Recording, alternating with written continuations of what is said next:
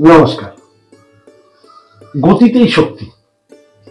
পৃথিবীতে যে কোনো শক্তি সঞ্চয় করতে গেলে বা অর্জন করতে গেলে গতি ছাড়া কখনোই শক্তি সম্ভব না। এই যে সূত্রটা আমাদের শরীরের ক্ষেত্রেও সেম একইভাবে কার্যকরী। আমরা দেখে থেকেছি যে মাসেল এরকম করলে মাসেল স্ট্রেংথ বাড়ে, মাসেল ফুলতে শুরু করে, ডন মারলে ছাতি বাড়তে শুরু করে, হাতের পায়ে বিভিন্ন যোগ অভ্যাস করলে শরীর সুঠাম হয়, শরীর দেখতে সুন্দর হয়, থালা বাসন মাজলে চকচক করে। তো চকচক করার আগে তাকে গতি প্রদান করতে হয়, তবে গিয়ে তার রেজাল্ট চকচক ব্যাপার, যে শক্তি বা এনার্জি, তার যে এনার্জি সেটা ফেরত পাই আমরা। শরীরের ক্ষেত্রেও তাই। কিন্তু আমরা অনেক কিছু করি, কিন্তু পেটের ওপর ফোকাস করে পেটে কি কখনো গতি প্রদান করেছি? আয়ুর্বেদে বারবার বলা আছে পৃথিবীতে যত রোগ হয় সমস্ত রোগের মূল কারণ পেট। পেট থেকেই সমস্ত রোগের মূল কারণ। এই পেটেই অবস্থিত নাভির কেন্দ্র, যা আমার মায়ের সঙ্গে আমার জন্মের শুরু থেকে যুক্ত ছিল। ৭২,০০০ যে আমাদের নারী, বিভিন্ন নারী, সেই নারীর কেন্দ্রবিন্দু হচ্ছে নাভি। আর শরীরে যাই গন্ডগোল হোক না কেন, শুরুটা এখান থেকেই হয়। এটা আয়ুর্বেদের ভাষা, আয়ুর্বেদের ঋষি মুনিষীরা বলে গেছে, আমার কথা নয়।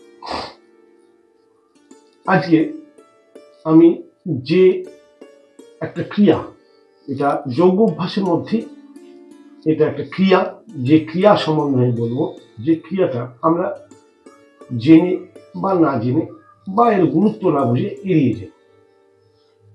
যদি আমরা ওই ক্রিয়াটি প্রতিদিন অভ্যাস করি, আমরা শরীরের বেশিরভাগ সমস্যা থেকে মুক্তি পেতে পারি। অতএব পুরো প্রোগ্রামটা দেখার জন্য সঙ্গে থাকবেন। যারা নতুন দেখছেন অবশ্যই চ্যানেলটি সাবস্ক্রাইব করে দেবেন, আর বেশি বেশি করে লাইক, কমেন্ট ও শেয়ার করবেন। আমার একটি যোগ শৃঙ্খলা চলছে এই চ্যানেলে, স্বাস্থ্য সমৃদ্ধি চ্যানেলে। 40 বছরের ঊর্ধ্বে প্রত্যেকটা মানুষ কিভাবে সুস্থ থাকতে পারে সেটা জানার জন্য ধারাবাহিকভাবে আমি এক একদিন এক একটা যোগ আসন, প্রাণায়াম, ব্যায়াম সম্বন্ধে আলোচনা করছি। আজকে ষষ্ঠ ভাগ, ভাগ 6। আজকের আলোচনার বিষয়বস্তু অগ্নিসার ক্রিয়া। অগ্নিসার ক্রিয়া করে দেখাবো। অগ্নিসার ক্রিয়াটা কি আপনারা প্র্যাকটিক্যাল দেখবেন, করলে কি কি লাভ হয় অবশ্যই আপনারা দেখবেন, আর কারা কারা করতে পারবেন না এটাও আমি অবশ্যই বলবো। কিন্তু অগ্নিসার ক্রিয়া দেখানোর আগে এইটুকু আমাকে বুঝিয়ে নিতে হয় যে অগ্নিসার ক্রিয়ার লাভটা কি। অগ্নিসার, অগ্নিসার কথাটার মধ্যেই আছে অগ্নি অর্থাৎ উত্তাপ বা শক্তি, তার সার বস্তু। আয়ুর্বেদে বলা আছে যে সমস্ত রোগের মূল পেট, আর পেট গড়বড় হয় জঠর আগ্নি শান্ত হয়ে গেলে। জঠর আগ্নি যদি খুব তেজ থাকে তাহলে আমরা কথায় আছি লোহা খেয়েও হজম করা যায়, কিন্তু এই জঠর আগ্নি যখন ঠান্ডা হয়ে যায় বা কম পড়ে যায় বা দুর্বল হয়ে যায়, তখন শুরু হয় আমাদের শরীরে সবচেয়ে প্রথম সমস্যা। সমস্ত রোগের মূলে প্রথম আসে ইনডাইজেশন বা বদহজম, হজমের সমস্যা, গ্যাস, অম্বল, অ্যাসিডিটি, বুক জ্বালা, বুকের চাপ ধরা, অরুচি, খাওয়ার ইচ্ছা নেই, কনস্টিপেশন, লুজ মোশন, ভমিটিং, এই ধরনের যে সমস্যাগুলো সবার মূল কিন্তু আপনার জঠর আগ্নি শান্ত হয়ে গেছে, অর্থাৎ কম পড়ে গেছে। সেই জঠর আগ্নি উদ্দীপিত করার জন্য আয়ুর্বেদে মহর্ষি চরক, সুশ্রুত, বাগভট এরা সব বিভিন্ন যোগাসনের সঙ্গে অগ্নিসার ক্রিয়াকে অ্যাটাচ করার কথা বলে গেছে, কিন্তু আমরা যোগ যোগ যোগ নিয়ে খুব ব্যস্ত হয়ে পড়ি, কিন্তু এই অগ্নিসার ক্রিয়াটি কি আমরা বোঝানোর চেষ্টা করি না, জানার চেষ্টা করি না, আর এর উপকারিতাও দেখি। আজকে প্রথমে যেটা বলছিলাম যে গতিতেই শক্তি, আমরা সব জায়গাতে গতি প্রদান করি। আমরা শুনেছি দৌড়ালে শরীর ভালো থাকে, দৌড়ালে শরীর ফিট থাকে, হাঁটলে শরীর ফিট থাকে, হাত পায়ের মুভমেন্ট দরকার, বহু আলোচনা হয়েছে। কিন্তু এই পোর্শনের যে মুভমেন্ট দরকার, এখানে মাংসের, এখানে ইন্টারনাল সিস্টেমের, ইন্টারনাল অর্গানের, আমাদের টোটাল ডাইজেস্টিভ ট্র্যাকের বা ইন্টেস্টাইনের বা কোলনের যে মুভমেন্ট দরকার, গতি দরকার, সেটা নিয়ে আমরা কেউ ভাবি না। আজকে অগ্নিসার ক্রিয়া আমরা যদি করি প্রত্যহ প্রতিদিন, তাহলে আজ যা হোক আপনি 7 দিন রেগুলার করে দেখুন, ম্যাজিক রেজাল্ট পাবেন, ম্যাজিক রেজাল্ট। তাতে কি হবে, আপনার বদহজমের সমস্যা, ইনডাইজেশনের সমস্যা, কনস্টিপেশনের সমস্যা, লুজ মোশনের সমস্যা, গ্যাস, অম্বল, যাই বলুন, বুক জ্বালা, সমস্ত কিছুর থেকে আপনি ধীরে ধীরে ধীরে ধীরে মুক্তি পাবেন। কিন্তু আপনাকে রেগুলার অভ্যাস করতে হবে। আর সমস্ত রোগের মূল যেহেতু পেট, আর পেটের সমস্যা সবার প্রথম আসে ইনডাইজেশন। আমরা গ্যাসের ওষুধ খেয়ে আমি ধামাচাপা দিয়ে দিলাম, ঠিক কথা। ফলে কি হয়, আগামী দিনে বড় বড় রোগ, কিন্তু একবার ভেবে দেখেছেন কোনো বড় রোগ কিন্তু প্রথমে অ্যাক্সিডেন্ট বাদে, প্রাকৃতিক দুর্যোগ বাদে কোনো বড় রোগ নেই যেটা আচমকা ঝপ করে আপনার উপর এসে চেপে বসেছে। আগে কিন্তু আপনার পেটের সমস্যা এসছেই। যতক্ষণ পেটের সমস্যা না আসবে ততক্ষণ আপনার কোনো রোগ আপনাকে স্পর্শ করতে পারে। তাহলে তাই যদি হয়, তাহলে কেন আমরা পেটকে ঠিক রাখার জন্য রেগুলার অভ্যাস করবো না? অর্থাৎ এটা কখনোই ভাববেন না শুধু অগ্নিসার ক্রিয়া করলেই সুস্থ হয়ে যাবে। আর সঠিক খাওয়া দাওয়া চাই, সঠিক অন্যান্য নিয়ম কানুন, যোগ অভ্যাস সবকিছুই চাই, কিন্তু সঙ্গে অগ্নিসারটা খুব জরুরি। তার সায়েন্টিফিক কজটা কি আমি বোঝানোর চেষ্টা করলাম। এবার আমি আপনাদের অগ্নিসার ক্রিয়া করে দেখাবো। অগ্নিসার ক্রিয়া করার জন্য আপনাকে প্লেন বুক ভরে শ্বাস নিতে হবে। পুরো শ্বাসটা বাই প্রেশার খালি করে দিতে হবে, যাতে ভিতরে এক ফোঁটা হাওয়া না থাকে, না বুকে না পেটে, কোনো যেন হাওয়া না থাকে। হাওয়া না বের করে দেওয়ার পর এবার আপনার পেটটাকে সংকোচন প্রসারণ, সংকোচন করে জাস্ট এই জিনিসটা যতটা ফাস্ট করা যায় ততটা ফাস্ট।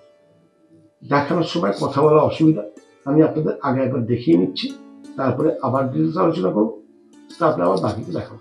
দেখে নিন।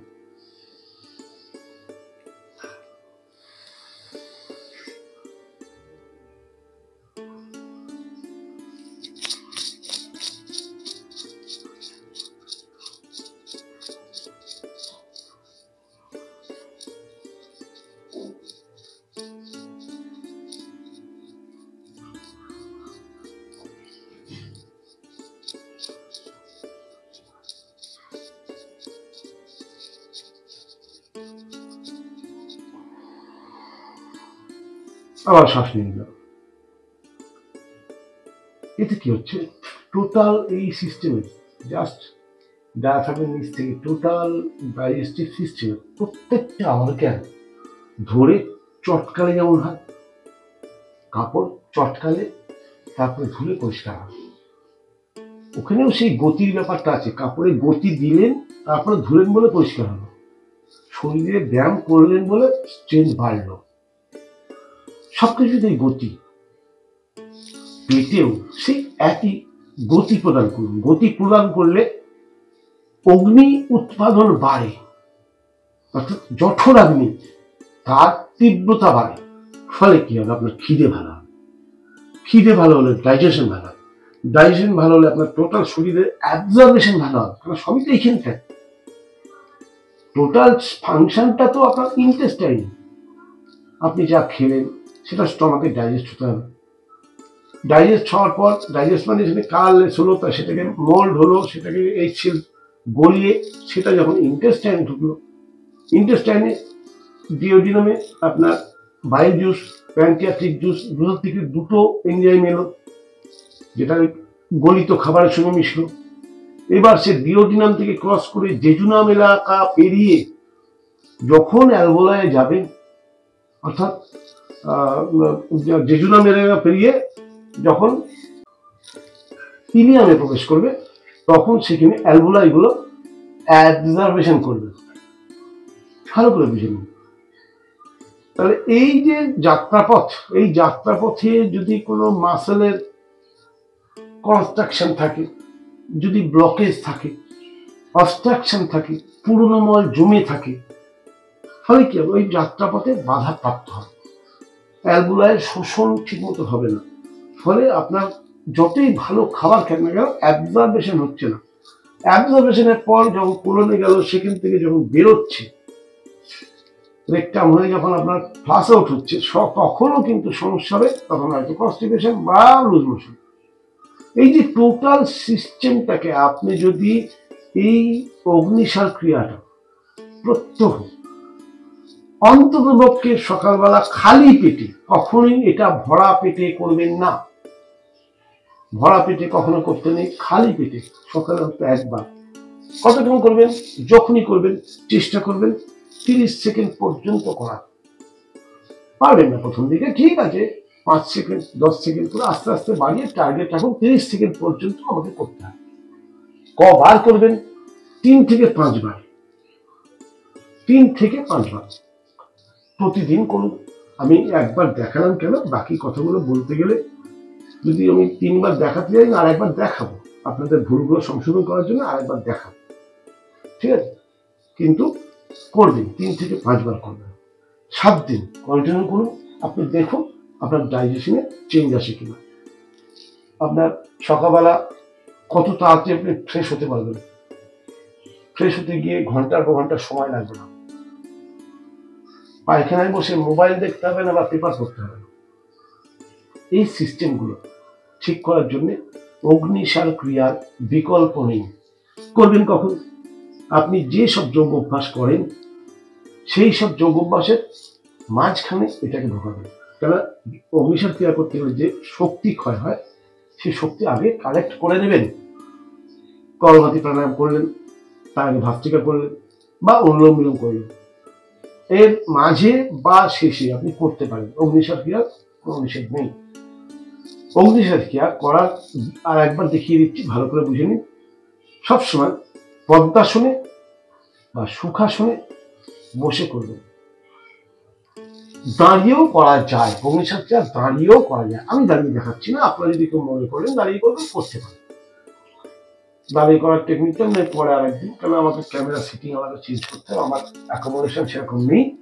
আমি দাঁড়িয়েটা আজকে দেখাচ্ছি না, কিন্তু দাঁড়িয়েও করা যায়। বসে পদ্মাসনে হোক, সুখাসনে হোক বা সিদ্ধাসনে হোক, যে কোনো আসনে বলবেন, অবশ্যই পছন্দসই একটি মুদ্রা লাগিয়ে নেবেন। প্রত্যেকটি মুদ্রা, তার মধ্যে আমি বায়ু মুদ্রাকে পছন্দ করি, কারণ আমি জানি আমি এই প্রোগ্রামটি করছি 40 ঊর্ধ্ব প্রত্যেকের জন্য। 40 ঊর্ধ্বের নিচে প্রত্যেকে করতে পারে, কারো নিষেধ নেই, কিন্তু তাদের এই ধরনের প্রোগ্রাম দেখার মানসিকতা বা সময় খুবই কম। তারা কেউ কাজে ব্যস্ত, কেউ পড়াশোনায় ব্যস্ত, কেউ বলে শরীর তো বিন্দাস চলছে, কি হবে এর পিছনে সময় দিয়ে। যার জন্য আজকে প্রোগ্রামটা কিন্তু আমার সবসময় ফোকাস থাকে 40 ঊর্ধ্ব হোক না 90, সবাই করতে পারে। কে কে করতে পারবেন আমি আসছি। তাহলে এইভাবে বসলে মেরুদণ্ড সোজা থাকবে, ঘাড় সোজা থাকবে। একটা মুদ্রা লাগিয়ে নিন, আবার শ্বাস নিন বুক ভরে, শ্বাসকে পুরো ছেড়ে দিন, পেটটাকে টেনে নিন,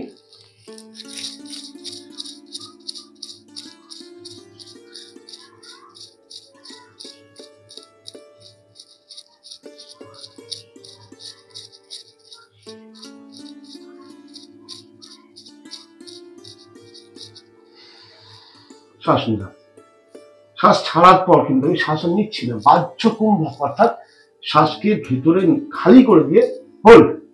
এবার পেটটাকে, পেটের ভিতরে যদি হাওয়া থাকে, তারপরে পেট সংকোচন করি, তাতে কিন্তু বিপদ হবে, কেন একটা বেলুনে হাওয়া ভরা অবস্থায় চাপ দিলে বেলুনটা ফেটে যাওয়ার চান্স আছে।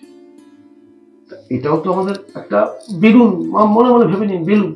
তাহলে এর হাওয়াটা প্রথমে আমরা বের করে দিলাম, বের করে দিয়ে তারপরে প্রসারণ সংকোচন। এবার যাদের পেটটা এত বড়, তাদের হয়তো আমার মতো হবে না, কারণ আমারও যে খুব ভালো হচ্ছে বলবো না, আমার গুরুদেব যারা তাদের তো আরো ভালো হয়, ঠিক আছে। কিন্তু যার পেট এত বড়, সে ওই পেট নিয়ে চেষ্টা করবে যে পেটটাকে টানা ছাড়া, তাতেই হবে। নিরাশ হবেন না যে আমার পেট বড় বলে আমি করতে পারবো না, না, তাতেই কাজ। কিন্তু লাগাতার কিছুক্ষণ ধরে করবেন, প্রথম দিকে 5 সেকেন্ড 10 সেকেন্ড, আস্তে আস্তে টাইমিংটিকে বাড়িয়ে আপনি 30 সেকেন্ড পর্যন্ত নিয়ে যেতে পারেন, 3 থেকে 5 বার। এবার আসছি কারা কারা এটি করবেন না। যাদের হাই বিপি আছে তারা এটি করতে গেলে আপনার চিকিৎসকের পরামর্শ অবশ্যই নেবেন, তিনি মত দিলে করতে হবে। যাদের হার্টের মারাত্মক সমস্যা আছে তাদের না করাই খুব ভালো, আর যাদের ছোটখাটো সমস্যা তারা ধীরে ধীরে অভ্যাস করতে পারে। যাদের পেটে আলসার হয়েছে বা পেটে অপারেশন করেছেন তারা কিন্তু করার আগে 10 বার ভাববেন এবং আপনার ডাক্তারের মতামত নিয়ে নেবেন। যাদের হাঁটুর সমস্যা আছে তারা এভাবে বসলে হাঁটুর সমস্যা বাড়তে পারে, তারা চেয়ারে বসেও করতে পারে বা দাঁড়িয়ে করতে পারে। যাদের কোমরের সমস্যা আছে তারা এটি করতে পারেন, কিন্তু বেশি ঝটকা দেবেন না, অর্থাৎ বেশি গায়ের জোর লাগাবেন না, আস্তে আস্তে করুন। আমি যতটা ফাস্ট দেখালাম এটা দীর্ঘদিনের অভ্যাসের ফলে হয়েছে, আপনারা অত ফাস্ট করতে পারবেন না, অভ্যাস করুন আস্তে আস্তে ফাস্ট হবে। এছাড়া প্রত্যেকটা মানুষ যদি প্রতিনিয়ত অগ্নিসার ক্রিয়ার অভ্যাস করেন তাহলে আর যা থাকুক ডাইজেশনের সমস্যা থাকতে পারে না, কিন্তু তার জন্য আপনাকে সময় ব্যয় করতে হবে। পৃথিবীতে এমন কোনো কিছু কি আছে যে কিছু না দিলে কিছু পাওয়া যায়? নেই। আপনি যদি সুস্থতা চান তাহলে আপনি শরীরের জন্য সময় দিতেই হবে। আপনাকে শরীরকে সময় দিন, শরীর আপনাকে সুস্থতা দেবে। এবার সুস্থতা দেওয়ার ক্ষমতা যদি কারোর কাছে থাকে সেটা একমাত্র শরীরের কাছে আছে, প্রকৃতিতে কারোর কাছে নেই। আর শরীরকে আপনাকে সময় দিতেই হবে, শরীরকে সঠিক জ্ঞান আপনাকে দিতেই হবে, শরীরের জন্য সঠিক যত্ন আপনাকে নিতেই হবে। ব্যাস এই 3টে জিনিস ভাবুন। সুস্থ থাকাটা খুব সোজা। সুস্থ থাকার জন্য লাগে সঠিক জ্ঞান। আপনাদের প্রিয় স্বাস্থ্য সমৃদ্ধি চ্যানেলে আমি সেই জ্ঞান, আমার অভিজ্ঞতা আমি বিতরণ করার চেষ্টা করছি। কেমন লাগছে জানাতে ভুলবেন না। আমার যে যোগ শৃঙ্খলা চলছে তাতে আজকে যে ভাগ 6 প্রকাশিত হচ্ছে, আগামীকাল ভাগ 7, বড় ভাগ 8, এভাবে এগোতে থাকবে। যোগের বিভিন্ন অংশ, প্রতিটা অংশে এক একটা পাঠ আলাদা আলাদা করে ধরে তার পুঙ্খানুপুঙ্খ বিবরণ, যতটা আমার জ্ঞান আমি জানি, পুঙ্খানুপুঙ্খ বিবরণ দিতে পারলাম না। হ্যাঁ, আমি যেটুকু শিখেছি আমার গুরুদেবের কাছ থেকে আমি সেইটুকু আপনাদের জানানোর চেষ্টা করলাম। আপনারা সেটাকে ফলো করুন। যদি কোনো উপকার পান অবশ্যই জানাবেন। কেমন লাগলো জানাতে ভুলবেন না। যারা নতুন দেখছেন দয়া করে সাবস্ক্রাইব করে নেবেন, সাবস্ক্রাইব করলে আমি উৎসাহিত বোধ করবো। আর যারা প্রতিদিন দেখছেন তারা লাইক করুন, কমেন্ট করুন, শেয়ার করুন আর অভ্যাস করুন। নমস্কার। আগামীকাল আবার কোনো নতুন বিষয় নিয়ে আসবো। ততক্ষণের জন্য নমস্কার।